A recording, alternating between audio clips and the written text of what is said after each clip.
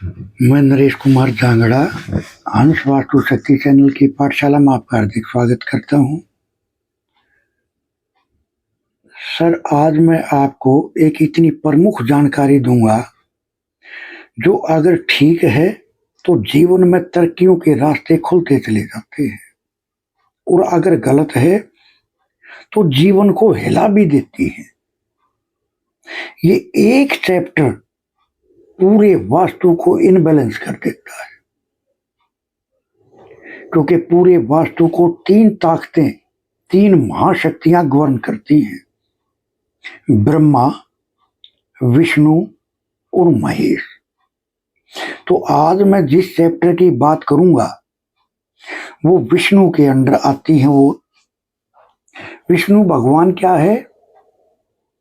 Balancing, हर चीज को balance बना के चलना, विचारों को, हेल्थ को, जीवन को। क्योंकि बैलेंसिंग ही अगर नहीं होगी तो शेष क्या बच गया? अगर आय है तो खर्च में बैलेंस, शरीर है तो हेल्थ में बैलेंस। सर, बगैर बैलेंसिंग के तो कुछ होता ही नहीं। तो विषय क्या है? सीढ़ियां। सीढ़ियां विष्णु भगवान के अंडर आती है, और ये इतना गहरा सब्जेक्ट है। अगर गलत हो गया, अगर चूक होगी तो पूरे वास्तु को हिला कर रख देती है। सर, जैसे हम स्टेप बाय स्टेप चढ़ते हैं और अपनी मंजिल पर पहुंचते हैं, ऐसे ही मंजिल पे पहुंचाने का काम, मंजिल को दिखाने का काम विष्णु भगवान का है। क्योंकि जिसकी मंजिल नहीं होती, जिसका टारगेट नहीं होता, तो सर उस घर में सीढ़ियां भी नहीं होती। सीढ़ियां होती हैं तो वो गलत होती हैं। पहले के टाइम में, आजकल तो खैर आर्किटेक्ट आ गए, आज कहते युग का कोई हिसाब भी दूसरा है। पहले के टाइम में मिस्त्री पूरे मकान को बना देता था, लेकिन सीढ़ियां चढ़ाने में मशक्कतों का सामना करना पड़ता था। कभी स्टेप छोटा बड़ा, कभी स्टेप ऊंचा कोई नीचा, यानी बैलेंसिंग ही नहीं हो पाती थी। फिर बार बार तोड़ते थे, फिर भी गलत हो जाते थे। सीढ़ियां इस पूरे वास्तु में, अगर तीन हिस्से, हम वास्तु को तीन हिस्से में डिवाइड करके चले, 120 120 120 डिग्री के हिसाब से, तो सर 360 डिग्री का तो पूरा वास्तु होता है। 120 डिग्री में ब्रह्मा, 120 डिग्री में विष्णु और 120 डिग्री में महेश यानी शिव। ये तीन ताकतें, महाताकतें कंट्रोल करके चलती हैं पूरे वास्तु चक्रा को। तो उसमें से पूरे 120 डिग्री को विष्णु भगवान के अंडर होता है। ये पूरा 120 डिग्री का चैप्टर, वो कहां से कहां तक है वो हम अपने कोर्सों में पढ़ा के चलते हैं। अगर सीढ़ियां गलत होती हैं तो उस घर में रहने वाले लोग बागी हो जाते हैं, विचारों का तालमेल नहीं बैठता, एक दूसरे के विचारों को अहमियत ही नहीं देते। कोई कुछ बोलेगा, कोई कुछ बोलेगा, यानी विचारों से बागी हो जाना।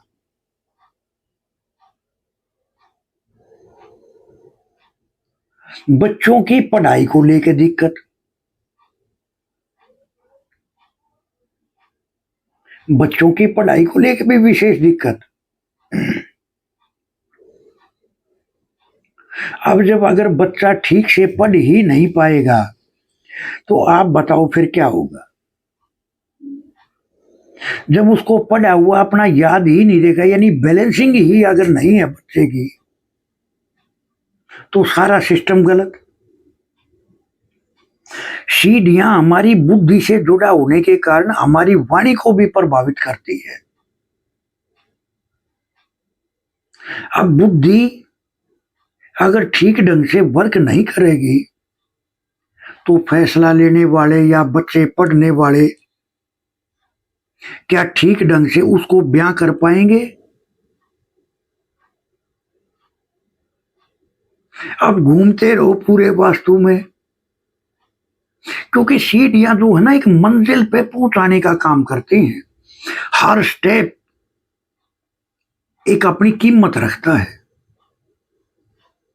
जैसे बोलते हैं भाई पहले के टाइम में, भाई पहले हमारे पास साइकिल थी, उसके बाद में आज हमारे पास दो दो गाड़ियां हैं। तो उन्होंने वो जो सफर था वो स्टेप बाय स्टेप हासिल किया। तो जीवन के हर स्टेप को शो करती हैं हमारी सीढ़ियां। तर्क वितर्क की शक्ति में माहिर बनाती हैं। तर्क वितर्क यानी मौके पे जो भी बात चल रही है उसमें मौके पे क्या बोलना है, क्या करना है, इनको पता ही नहीं होता, क्योंकि अपनी क्षमता खो देते हैं। ये अपनी क्षमता खो देते हैं ये, क्योंकि सीढ़ियां गलत।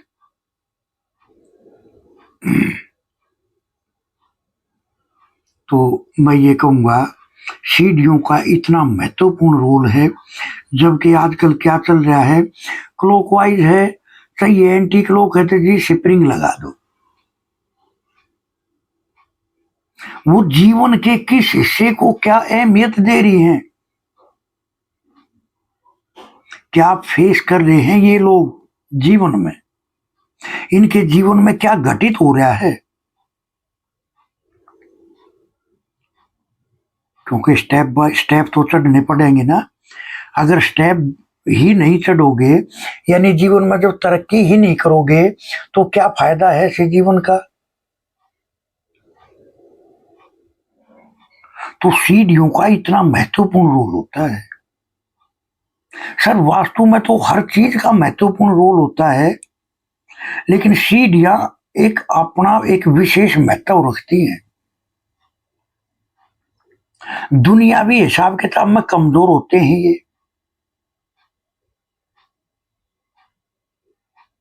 किसको क्या बोलना है, किससे क्या लेना है, किसको क्या देना है, दुनियावी हिसाब किताब ये लगा ही नहीं पाते। अगर सीढ़ियों में इनबैलेंस होता है तो, और हर कार्य में रुकावट, हर कार्य में रुकावट, बनते काम बिगड़ जाते हैं।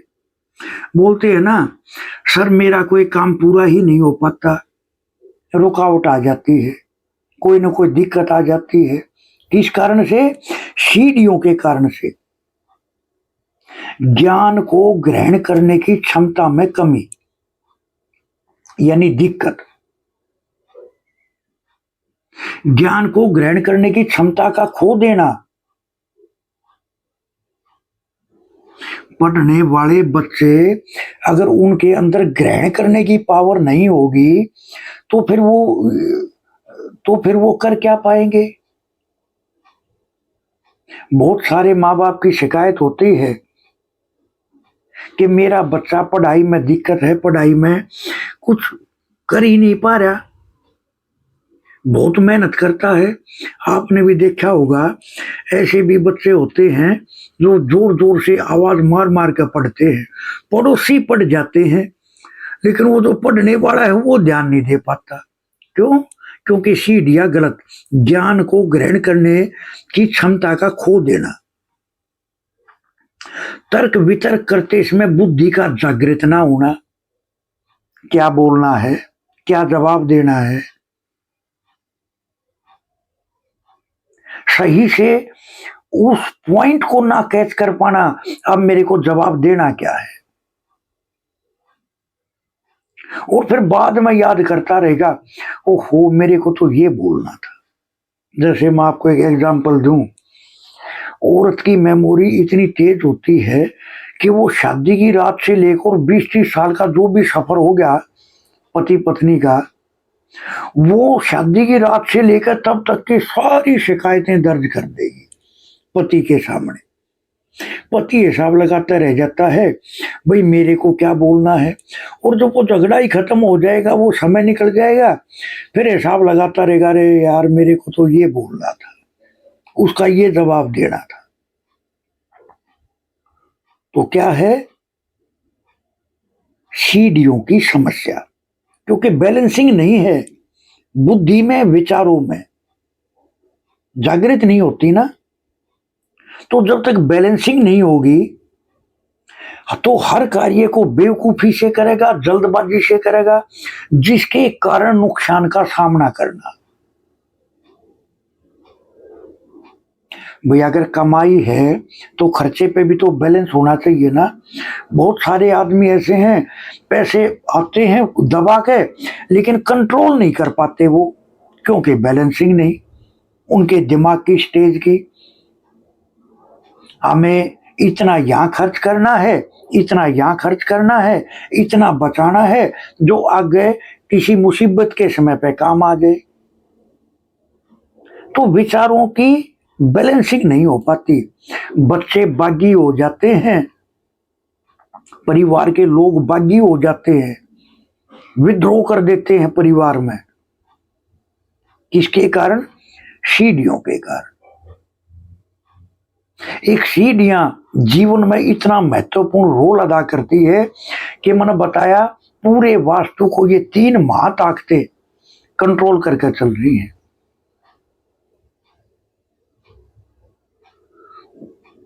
अपने अपने 120 डिग्री के क्षेत्र को 120 दिया, 360 हो गया ना कंप्लीट वास्तु।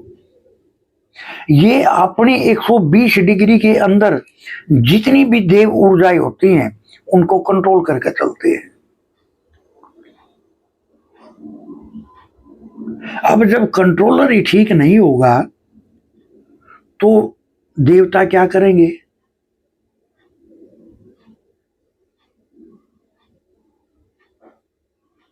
जब कंट्रोलर ही नहीं होगा, फौज का अगर कैप्टन ही नहीं होगा तो फौज को ये पता ही नहीं कि कहाँ चलना है, कैसे करना है, अब क्या स्टेप उठाना है।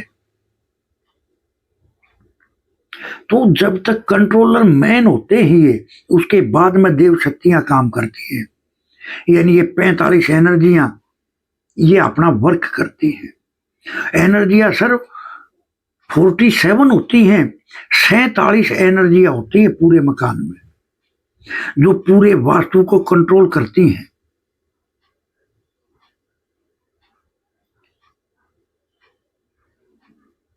पैंतालीस नहीं होती सर, 47 होती हैं। 45 नहीं, 47 होती हैं। कैसे कंट्रोल करना है इनको, कैसे किसी को निर्देश देना है, कहाँ आगे बढ़ाना है, कहाँ पीछे हटना है। आपने देखा होगा ना, जो फायर वाले लोग होते हैं, फायर अचानक से गायब हो जाती है और अचानक से प्रकट हो जाती है। फायर वाले लोगों का ये मतलब नहीं है कि वो डर गए, वो देखते हैं कि आज यहां अगर खतरा है तो आज तो यहां से निकल ले, फिर और ताकत के साथ में इनका मुकाबला करूंगा।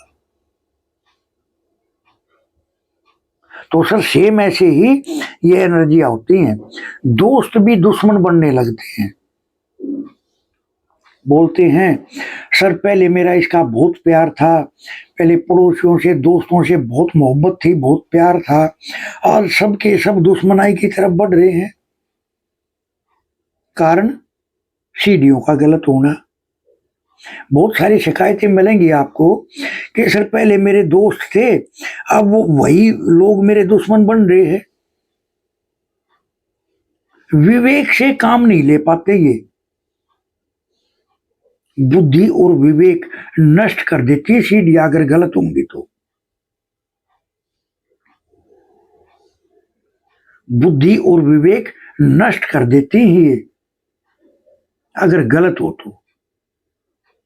और एक मिसाल मैं और दूं आपको, जैसे अगर कोई गाड़ी वाला गाड़ी को लेके किसी मिस्त्री के पास जाता है, तो मिस्त्री उसको क्या बोलता है, अगर सर आप कुछ टाइम पहले आ जाते तो आपकी गाड़ी का ये पार्ट्स खराब नहीं होना था। यानी जब रोग बढ़ता बढ़ता बढ़ता बढ़ता चला जाए और उसका कोई इलाज ना करे, तो सर ये बॉडी का रोग चर्म रोग का रूप भी धारण कर लेता है। चर्म रोग भी दे देती है सीढ़ियां, स्किन डिजीज, कुष्ठ रोग। और ये हम अपने कोर्स में बहुत अच्छे से पढ़ा के समझा के चलते हैं कि सीढ़ियों का क्या रोल है, सीढ़ियां आपके जीवन में क्या रोल प्ले कर रही हैं।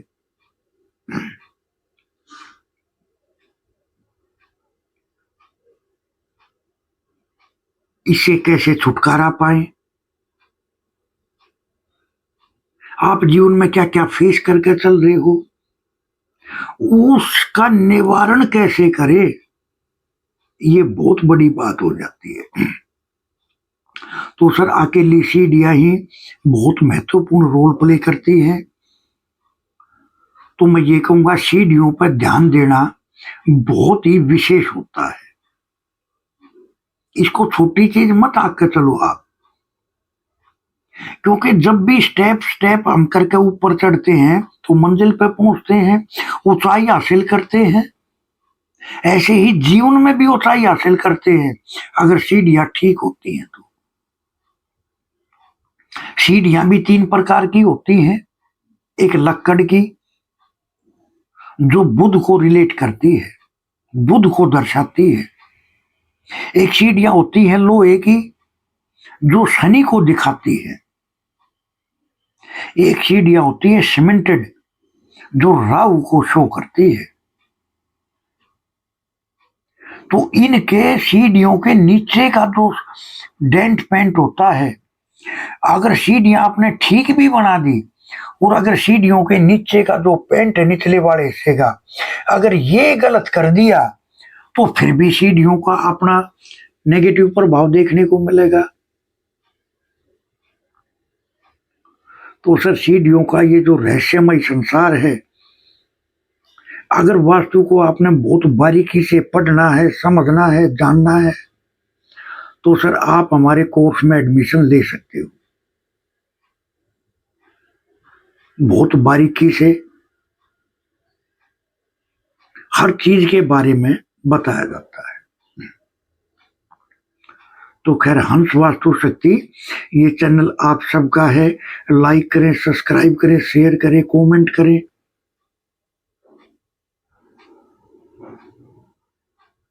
अगर वास्तु को सीखना है, एडमिशन लेना है, तो सर एडमिशन ओपन है। किसी को अपना नक्शा चेक कराना है, किसी को नए मकान का नक्शा तैयार कराना है, किसी को अपनी कुंडली चेक करानी है, तो आप हमारे से संपर्क कर सकते हैं। सर एक शिकायत बहुत देखने को मिलती है कि हमारे बच्चे को ये प्रभाव में है।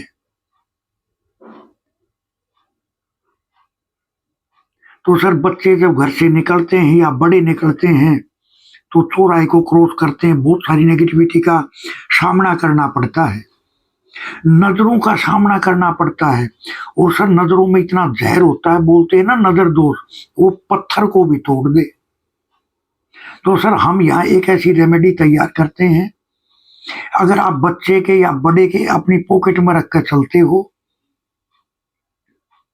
तो आप किया कराया, जादू टोना, नजर दोष, आप इन सभी समस्याओं से मुक्ति पा सकते हो। बच्चे को पढ़ाई को लेकर दिक्कत खत्म हो जाती है, बच्चे की मेमोरी पावर बढ़ती है, क्योंकि जब कोई नेगेटिविटी ही नहीं होगी तो बच्चे के रिजल्ट भी अच्छे आएंगे। सर पहले के टाइम में मैं आपको यह एक चीज याद आई, पहले के टाइम में मंदिर का जो अंदर जहां गर्भगृह होता था, वहां जो दरवाजा होता था, तो वहां दहलीज भी होती थी। जिससे अंदर का जो फ्लो चल रहा है वो अंदर के अंदर ही रहे। और वहां घुसने से पहले उस दरवाजे पर चांदी की पुड़ चढ़ाते थे, क्योंकि चंद्रमा राहु को फ्रीज कर देता है। यानी जब बंदा दहलीज पार करके जब गर्भगृह में प्रवेश करता था, यानी अपने ईस्ट के सामने जब जाता था, तो नेगेटिविटी दरवाजे से बार बार रह जाती थी, अंदर वो बिल्कुल एकदम से सिंक होने वाला काम हो जाता था। क्योंकि चंद्रमा की मदद से राहु को कंट्रोल करना, अगर किसी का मकान शमशान घाट के पास है तो सर नेगेटिविटी का तो वो घर भरा पड़ा है। तो हम विशेष रेमेडियां करके, यानी चंद्रमा की मदद लेके चांदी को हम कहां कब किस अवस्था में लगा के हम उसके बुरे रिजल्ट को खत्म कर देते हैं।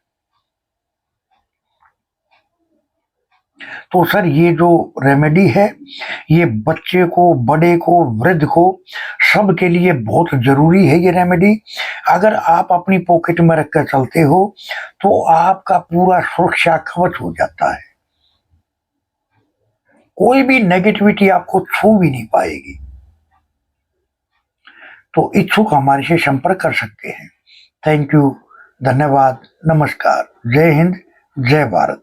मेरा नंबर है 8810647923।